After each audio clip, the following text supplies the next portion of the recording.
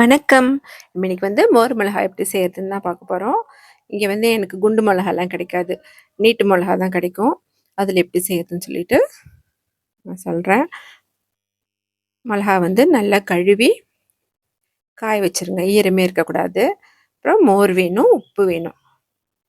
இப்போ நம்ம மோர் மிளகா வறுக்கும்போது நீளமா போட்டோம்னு வச்சுக்கோங்க. எண்ணெய் நிறைய ஊத்துற மாரி இருக்கும். அதோட உள்ளெல்லாம் கீரி தானே போடுவோம். அப்போ உள்ள இருக்கிறதெல்லாம் வறுக்கிறதுக்காக நம்ம ரொம்ப நேரம் வைக்கிற மாரி இருக்கும். இல்லைனாக்கா உள்ள வறுபடாது. அப்படி மாதிரி செய்யும்போது மிளகா கருக்கிறதுக்கு வாய்ப்பு இருக்கு. அப்புறம் கசக்கவும் செய்யும். அதுக்கு பதிலா நீங்க இந்த மாதிரி சின்ன சின்ன பீஸா கட் பண்ணிக்கோங்க. நம்ம தாளிக்கிறப்ப போடுவோம் இல்லையா? அந்த சைஸ் இருந்தா போதும்.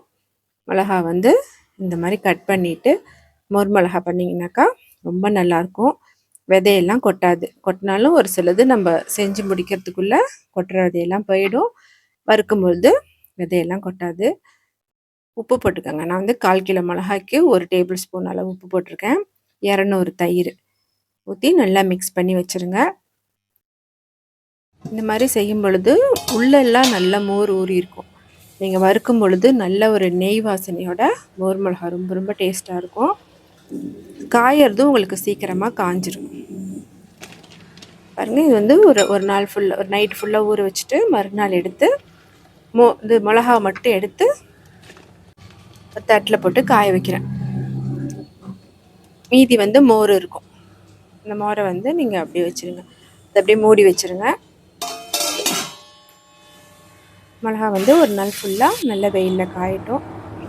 அதை என்ன பண்ணணும்னா காஞ்ச மிளகாயை திருப்பி நம்ம மோரில் போடணும். அந்த மோர் தீர்ற வரைக்கும். சில சமயம் 2 நாளில் மோர் தீர்ந்துடும். சமயத்தில் 3 நாள் ஆகும்.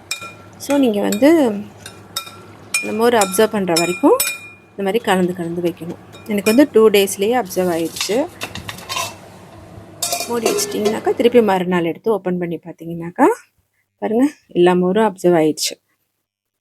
இனிமேட்டுக்கு அதில் மோர் இருக்காது.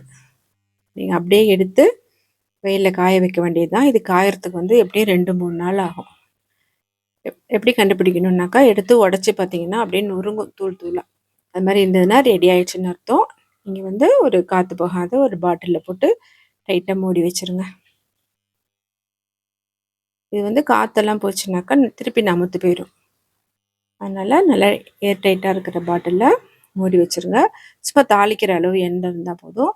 அந்த எண்ணெயில் நம்ம மோர் மிளகா போட்டு வறுத்துடலாம். இது ரொம்ப சீக்கிரமே வறுத்துரும். கருக்கவும் கருக்காது, கசக்கவும் கசக்காது. ஓகே, கண்டிப்பாக செஞ்சு பார்ப்பீங்கன்னு நம்புகிறேன். தேங்க்யூ.